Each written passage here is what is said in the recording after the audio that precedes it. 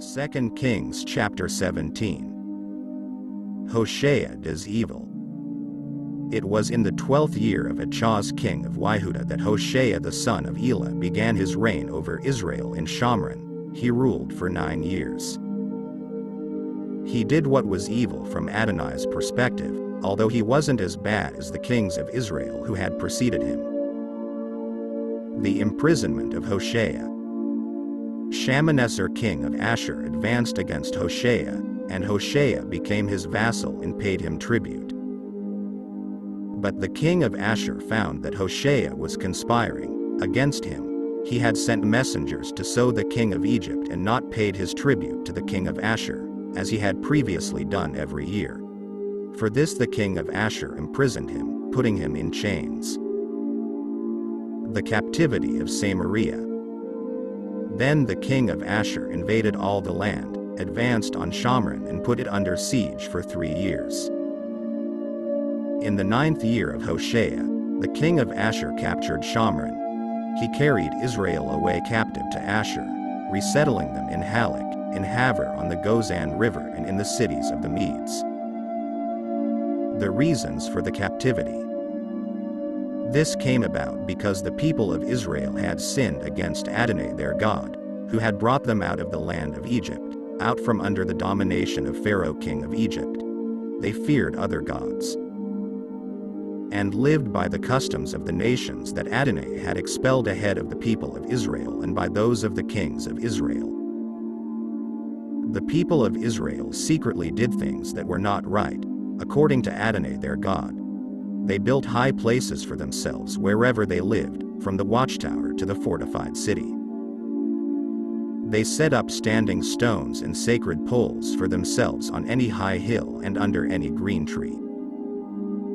Then they would make offerings on all the high places, like the nations Adonai had expelled ahead of them, and would do wicked things to provoke the anger of Adonai. Moreover, they served idols, something Adonai had expressly told them not to do.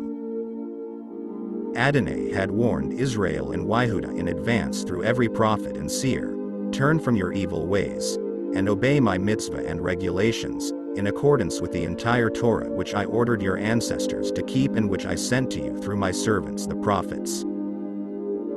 Nevertheless, they refused to listen but made themselves as stubborn as their ancestors, who did not put their trust in Adonai their God. Thus they rejected his laws, his covenant, which he had made with their ancestors, and the solemn warnings he had given them. Instead they pursued worthless things and became worthless themselves, imitating the nations around them, whom Adonai had ordered them not to emulate. They abandoned all the mitzvah of Adonai their God. They made cast metal images for themselves, 2 calves. They made an Asherah. They worshipped the whole army of heaven. They served Baal. They had their sons and daughters pass through fire, as a sacrifice. They used divination and magic spells. And they gave themselves over to do what was evil from Adonai's perspective, thereby provoking him. So that Adonai, by now very angry with Israel, removed them from his sight. None was left except the tribe of Yehuda alone. However, neither did Yehuda obey the mitzvah of Adonai their God. Rather they lived according to the customs of Israel. Yes, Adonai came to despise all the descendants of Israel. He caused them trouble and handed them over to plunderers, until finally he threw them out of his sight. He tore Israel away from the house of David. They made Yerovam the son of Nevat king, and Yerovam drew Israel away from following Adonai and made them commit a great sin. The people of Israel followed the example of all the sins that Yerovam had committed and did not turn away from them, until Adonai removed Israel out of his sight, as he had said he would through all his servants the prophets. Thus Israel was carried away captive from their own land to Ashur, and it remains so to this day. The sins of the foreigners.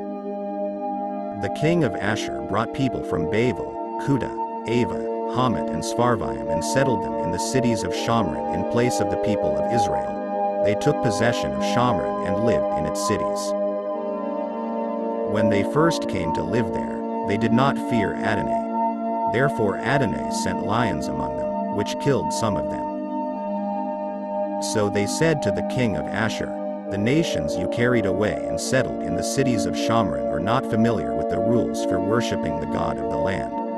Therefore he has sent lions among them, and they are there, killing them, because they're not familiar with the rules for worshipping the God of the land." In response, the king of Ashur gave this order: "Take back one of the Kohanim you brought from there. Have him go and live there, and have him teach them the rules for worshipping the God of the land." So one of the Kohanim they had carried away captive from Shomron came and lived in Beit El, and he taught them how they should fear Adonai. Nevertheless, every nation made gods of their own and put them in the temples on the high places which the Shomronim had made, every nation in the cities where they lived. Thus the people from Babel made Sukkot Banat, those from Kuta made Nergal, those from Hamat made Ashima. The Avim made Nivchaz and Tartak, and the Sepharvim burned up their children in the fire as sacrifices to Adramelech and Anamelech, the gods of Sepharvaim. So they feared Adonai, while at the same time they appointed for themselves priests from among themselves to preside at the high places, and they would sacrifice for them in the temples on the high places. They both feared Adonai and served their own gods in the manner customary among the nations from which they had been taken away. To this day they continue to follow their former, pagan, customs. They do not fear Adonai. They do not follow the regulations, rulings, Torah or mitzvah which Adonai ordered the descendants of Yaakov, to whom he gave the name Israel, with whom Adonai had made a covenant and charged them, "Do not fear other gods or bow down to them, serve them or sacrifice to them. On the contrary, you are to fear Adonai, who brought you out of the land of Egypt with great power and an outstretched arm. Worship him and sacrifice to him. You are to observe forever the laws, rulings, Torah and mitzvah which he wrote for you. You are not to fear other gods. And you are not to forget the covenant I made with you. No, you must not fear other gods, but must fear Adonai your God. Then he will rescue you from the power of all your enemies." However, they didn't listen, but followed their old, pagan practices. So these nations mixed fearing Adonai with serving their carved idols, likewise their children, and to this day, their descendants do the same as their ancestors did.